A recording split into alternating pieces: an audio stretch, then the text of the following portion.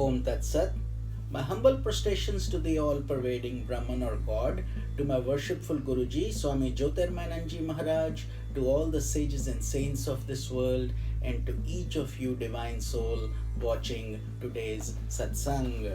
Today we will be covering Sutra number 13 from the Vibhuti Pad of the Raja Yoga Sutras of Patanjali, commentary by my Guruji, Swami Jyotirmayananda ji, and narrated by myself, Swami Nikhilananda. So let's get started. Sutra number 13. Etena bhuta indriyeshu dharma lakshana avastha parinama vyakhyataha. Let's repeat. Etena bhuta indriyeshu dharma lakshana avastha parinama vyakhyataha. So this sutra means that dharma, lakshana and avastha parinama, these are the three different states pertaining to the elements and the senses which we have explained in the previous sutra. So dharma means the attributes, lakshana is the time, and avastha is the state. So let's dig a little deeper. It means that every manifestation, everything that we come across, vrittis of the chitta, etc., has the three types of modifications in it.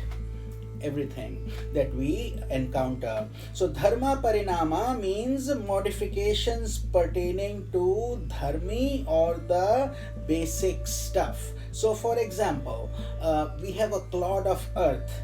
Earth is when the make a pot out of it, if that becomes the dharma parinama. So earth itself is called dharmi.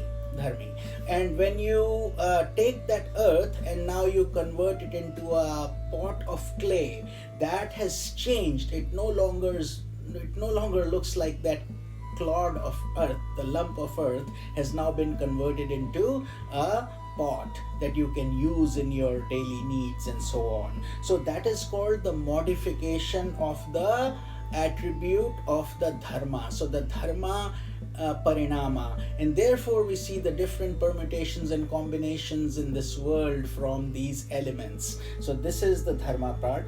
Then the second one is lakshana parinama, and that refers to the relation in time. Dharma parinama in relation to time is also changing from its different states, and therefore those are called lakshana parinama. So in that there are three different categories in it.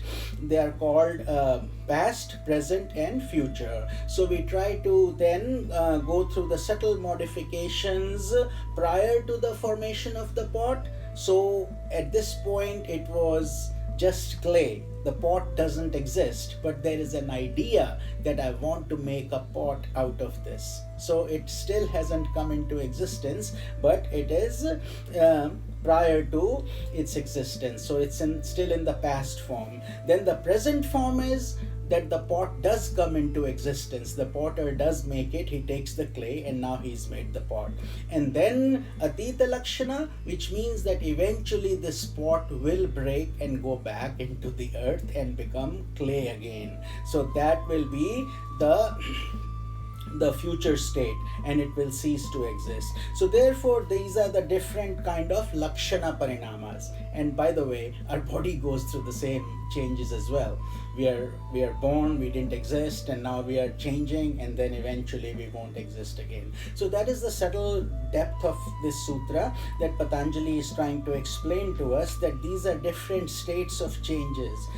Avastha parinama refers to the modifications in the present condition. So present condition is vartamana lakshana. So like the pot itself is the vartamana, and the avastha means it will gradually change over time, as I was just explaining. Whether it's our body or it's a house or anything that has a past, present and future, and eventually it will end, is called the lakshana parinama.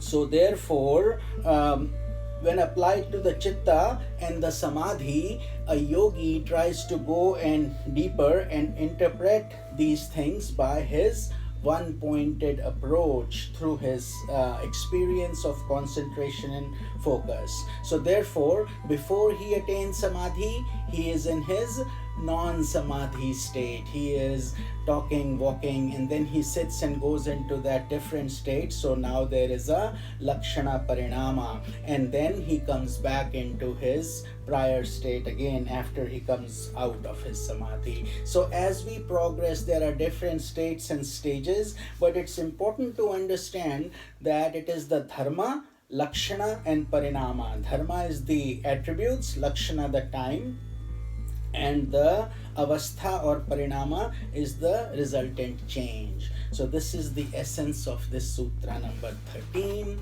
This is Swami Nikhilananda. Om Tat Sat.